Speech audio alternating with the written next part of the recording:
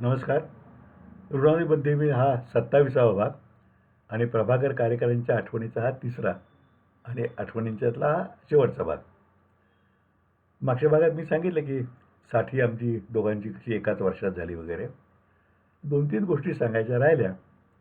एक तर प्रभाकरने गोव्यामध्ये संगीत रुजवण्याकरता केलेले जे प्रयत्न आहेत, त्यांनी सम्राट मंडळ असं जे गोव्याचं आहे, त्याचं बरेच वर्ष म्हणजे काय पद कुठलं होतं त्याला माहीत नाही, पण तो त्या सगळ्या व्यवस्थापनामध्ये स्वतःहून पुढाकार घेत असे.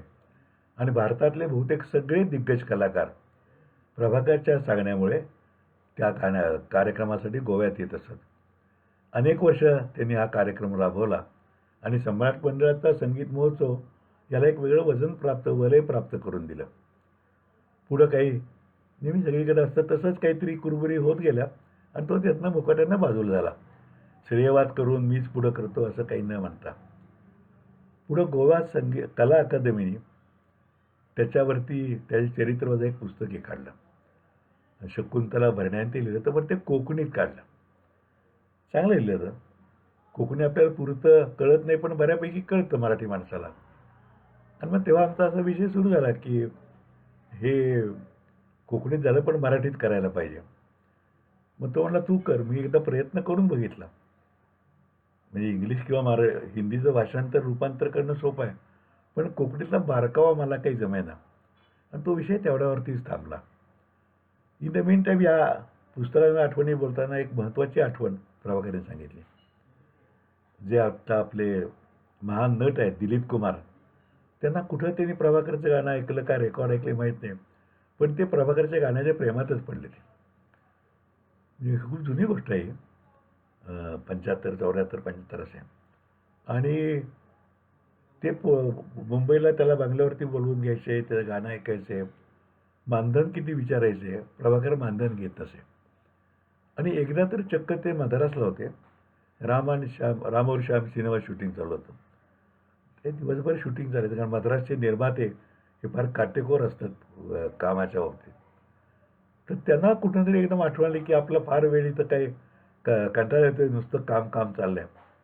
त्यांनी त्यांच्या एका मित्राला फोन केला आणि तो मित्र प्रभाकरच्या घरी आला. म्हणला, असं असं दिलीप कुमार साहेबांनी तुम्हाला बोलवलं आहे मद्रासला. प्रभाकरला दिलीप कुमार साहेबांचा सगळ्यांना आदर. तो म्हणला, येतो. तिकीटं पाठवलीत म्हणले आपल्याला. ते त्याला घेऊन मद्रासला गेले. दिलीप कुमारनी ज्या हॉटेलमध्ये ती सोय होती त्याच हॉटेलमध्ये शेजारची खोली प्रभाकरला दिली आणि तब्बल 6 दिवस प्रभाकर त्या हॉटेलमध्ये राजेशही राहिला. आणि दिलीप कुमार शूटिंग संपवून आले की म्हणायचे, चलो आम्ही गाणं सुरू करेंगे. आणि मग प्रभाकरचं गाणं ऐकत तास 1.5 तास बसायचे. अहिर भैरव हा त्यांचा एक आवडता राग होता. तेव्हा ते रोज संध्याकाळी बाकी काही गाणं झालं किंवा अच्छा आम्ही अहिर भैरव सुनावं. तर प्रसन्न होऊन त्याला प्रभाकर होते, अतिशय खुश होते ते. आणि जेव्हा ते 5-7 दिवस झाल्यानंतर शूटिंग संपलं तेव्हा परत निघायला प्रभाकरचंही तिकीट काढून ठेवलं त्यांनी. तर ते म्हणले, बाबा किती बिदाकी देऊ, तुम्ही 6 दिवस माझ्याकरता आलाय. प्रभाकर नाव नको, तुमच्यासारख्या कलाकाराची सेवा करायला मिळाली मला, हाच मला खूप समाधान आहे. मला बिदागी काही नको, तू माझी सगळी व्यवस्था केलीच होती.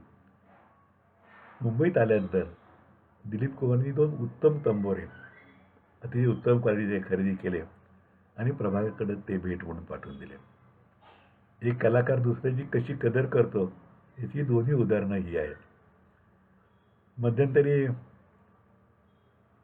एका आमचा मित्रच आहे तो विश्वनाथ कानेरेने प्रभाकरबद्दल एक टीका करणारं पुस्तक लिहिलं. म्हणजे अनेक कलाकारांच्यावर त्यांनी टीका केली, तर प्रभाकरचे नाव होतं की कार्यकर बिदागी देत नाही, असं करतात असं करतात.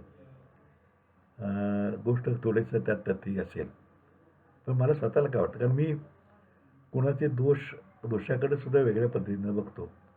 आत्तापर्यंत मी कोणा दोषी सांगितल्यावर प्रभाकर हा आरोप झाला म्हणून मला सांगणं भाग आहे की ज्या परिस्थितीत प्रभाकर घडला, फुटपाथवरती झोपून कष्टात काढून, तेव्हा माणसाला, कारण तर मला सुद्धा असं वाटतं की लग्नात गेलं आपण किती आहे, 100 रुपये खूप झाले.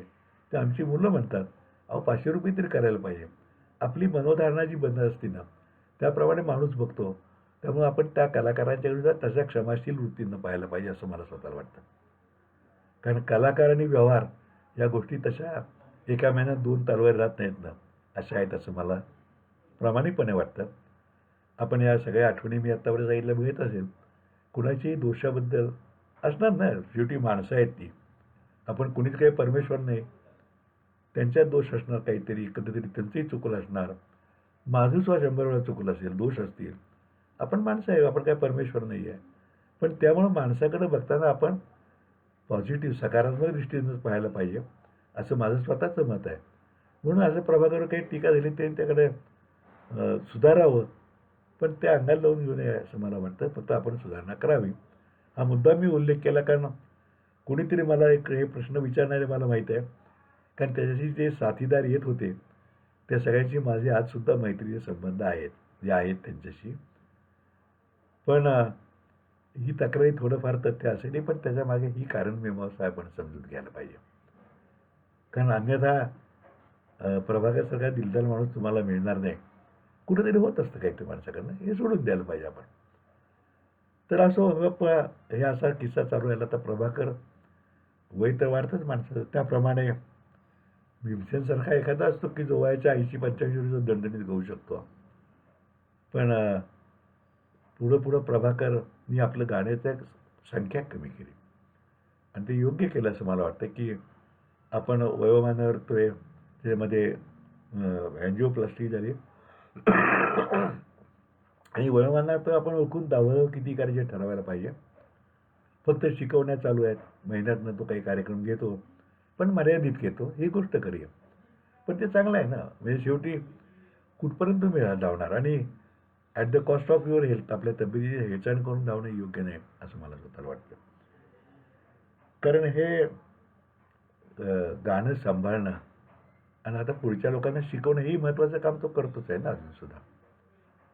एक आठवण म्हणजे गिरीश दातेचा उल्लेख करण्यात आला. गिरीश प्रभाकरवरून निरतिशय भक्ती करणारा आमचा गिरीश दाते आहे पुण्याचा. म्हणजे पुढच्या काळामध्ये प्रभाकर सातारला येताना एस टीनं किंवा बसने रेल्वेने यायचा नाही.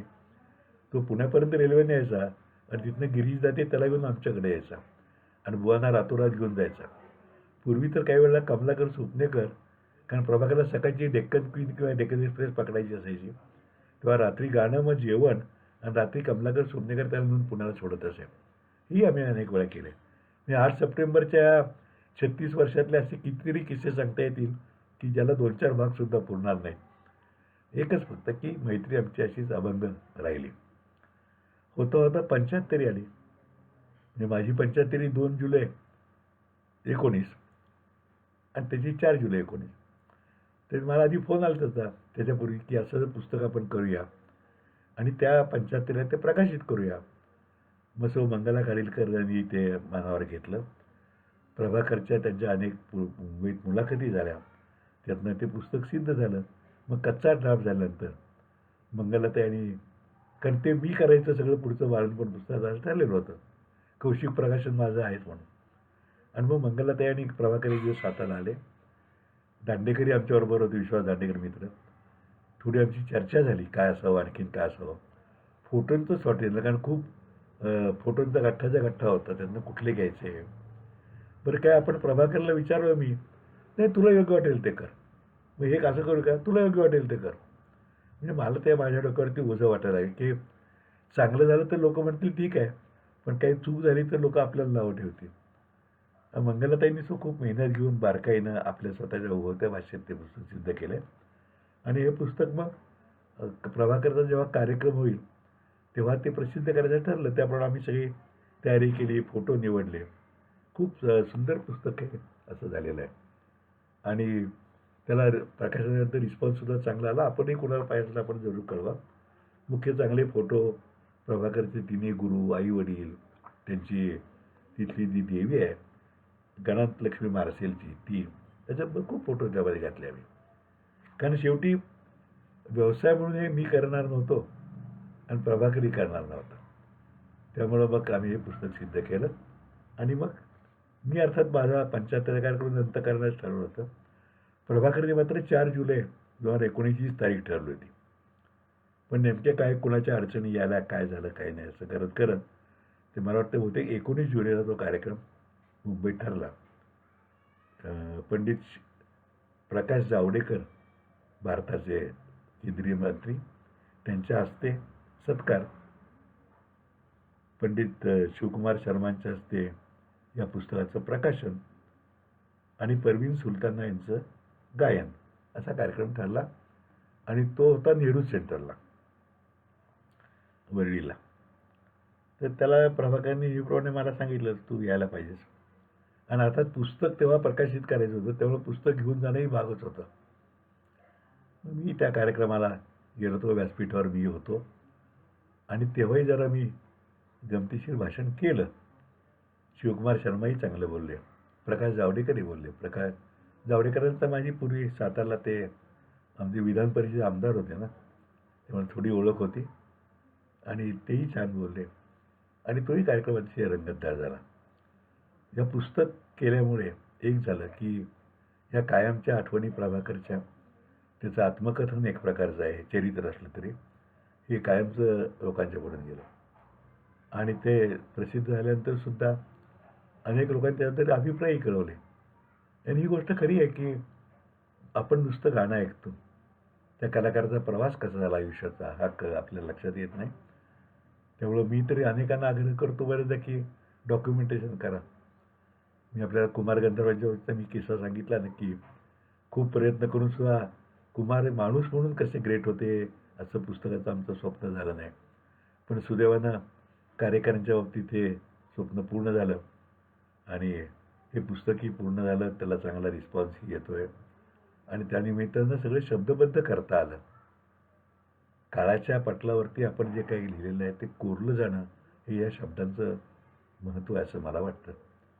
आजही आता 74 साल आणि 2020 म्हणजे किती वर्ष आली बघा, 72 साल, 28 आणि 20, 48, जवळजवळ 50 वर्ष होतील आमच्या मैत्रीला. आणि आता 4 जुलै येईलच, म्हणजे मी तोचा 2 जुलैला फोन येईल आणि मी 4 जुलैला त्याला करीन. आणि आता किती आपल्या आयुष्यात वर्ष आले तर आम्हाला माहीत नाही दोघांना.